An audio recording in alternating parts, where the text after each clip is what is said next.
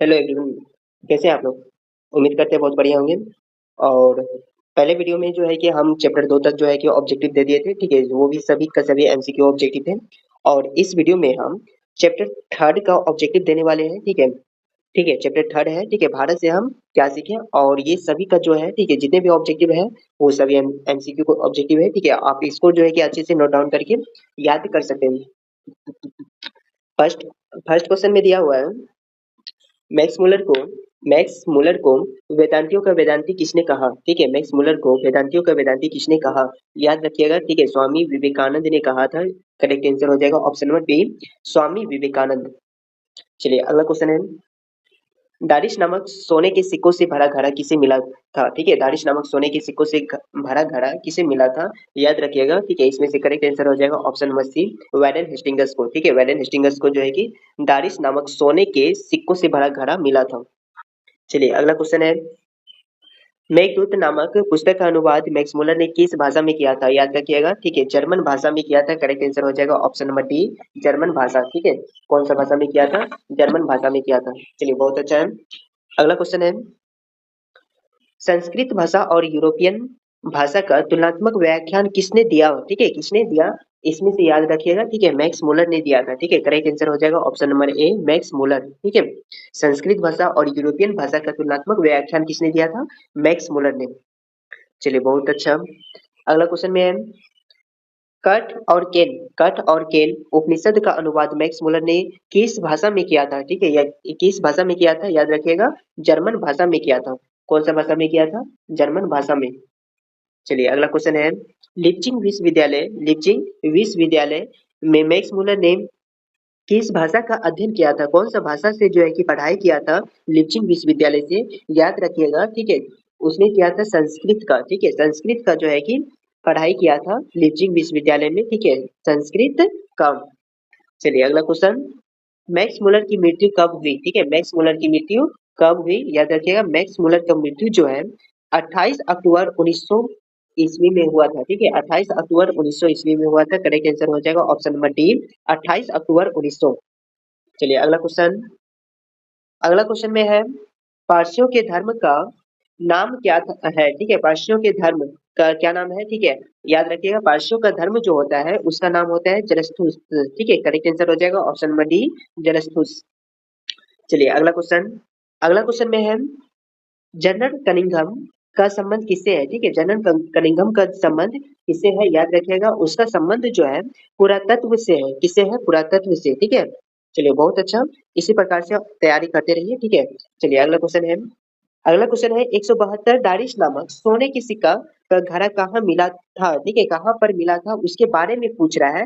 याद रखिएगा, ये जो मिला था, ठीक है, वाराणसी के पास मिला था। कहाँ पे मिला था? वाराणसी में मिला था। ठीक है, याद रखिएगा, वाराणसी में मिला था 100 दारिश नामक सोने की सिक्का।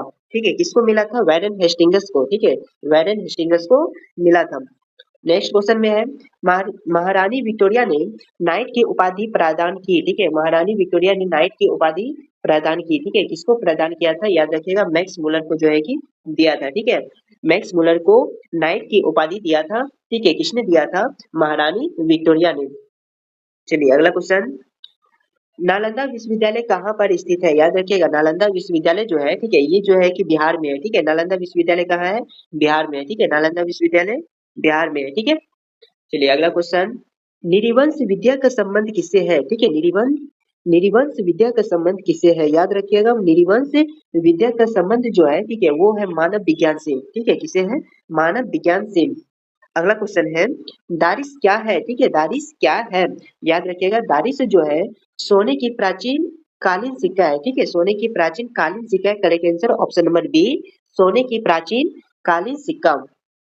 चलिए अगला क्वेश्चन, मैक्स मुलर का जन्म कब हुआ? मैक्स मुलर का जन्म कब हुआ? याद रखिएगा, मैक्स मुलर का जन्म हुआ था 6 दिसंबर 1823 ईस्वी में। 6 दिसंबर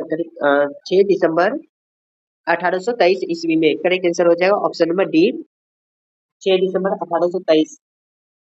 चलिए अगला क्वेश्चन है, प्लेटो का संबंध किस देश से है? ठीक है, प्लेटो का संबंध किस देश से है? ठीक है, याद रखिएगा, प्लेटो का संबंध जो है यूनान से है। कहाँ से है? यूनान से। ठीक है, प्लेटो का संबंध कहाँ से है? यूनान से। अगला क्वेश्चन में है, भारत से हम क्या सीखे के रचनाकार कौन है? ठीक है, भारत से हम क्या सीखे इसका रचनाकार जो है मैक्स मुलर है। ठीक है, इसका रचनाकार कौन है? Max Muller. अगला क्वेश्चन है, शाहनामा का रचनाकाल है। ठीक है, शाहनामा का रचनाकाल है, याद रखिएगा। इसका रचनाकाल का समय जो था, ठीक है, वो था 10वीं से 11वीं सदी। 10वीं से लेके 11वीं सदी करेक्ट आंसर हो जाएगा ऑप्शन नंबर बी, 10वीं से 11वीं सदी। चलिए अगला क्वेश्चन, अग्नि का, ठीक है, संस्कृत का अग्नि शब्द लैटिन में किस रूप में मिलता है? ठीक है, किस रूप में मिलता है, याद रखिएगा। इग्निस में मिलता है। ठीक है, इग्निस, इग्निस में जो है कि मिलता है। ठीक है, संस्कृत का अग्नि शब्द का लेटिन, लेटिन में जो है कि उसका शब्द मिलता है इग्निस।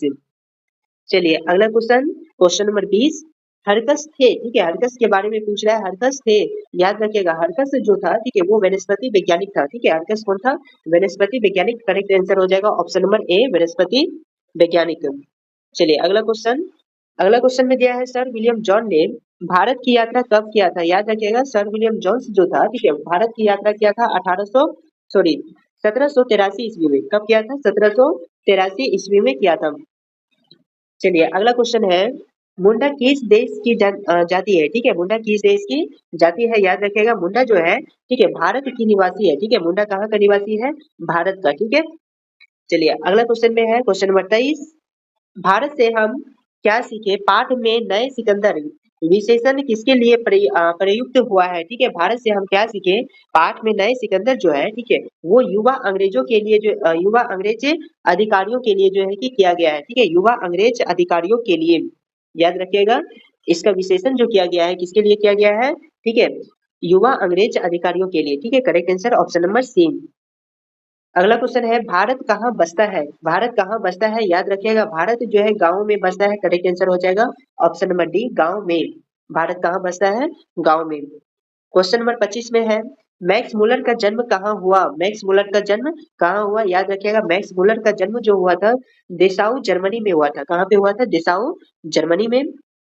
चलिए इसी प्रकार के आप सबको लगता हो आप लोग कितना इसमें से क्वेश्चन आंसर याद किए होंगे। ठीक है, और जो सब नहीं किए होंगे उस वो जो है कि इसको लिख करके अच्छे से याद कर लीजिएगा। ठीक है, चलिए अगला क्वेश्चन है, क्वेश्चन नंबर 26, वैरेन हेस्टिंगस था। ठीक है, वैरेन हेस्टिंगस था, याद रखिएगा। वैरेन हेस्टिंगस जो था भारत का गवर्नर जनरल था। तो करेक्ट आंसर हो जाएगा ऑप्शन नंबर ए, भारत का गवर्नर जनरल। चलिए अगला क्वेश्चन, मैक्स मुलर के पिता का नाम क्या था? ठीक है, मैक्स मुलर का पिता जो था उसका पिताजी का नाम था विलहेल्म मुलर। ठीक है, करेक्ट आंसर हो जाएगा ऑप्शन नंबर ए, विलहेल्म मुलर। उसका पिताजी का नाम क्या था? विलहेल्म मुलर। चलिए अगला क्वेश्चन, प्रयत्न मानव का अर्थ होता है। ठीक है, प्रयत्न मानव का अर्थ क्या होता है? याद रखिएगा, प्रयत्न मानव का अर्थ होता है प्राचीन मानव। ठीक है, इसका करेक्ट आंसर हो जाएगा प्राचीन मानव। अगला क्वेश्चन में दिया है, किसे वाराणसी के पास सोने के सिक्कों से भरा एक घड़ा मिला था? ठीक है, किसको मिला था? याद रखिएगा, वैरेन हेस्टिंगस को मिला था। किसको मिला था? वैरेन हेस्टिंगस को मिला था। करेक्ट आंसर हो जाएगा ऑप्शन नंबर ए, वैरेन हेस्टिंगस।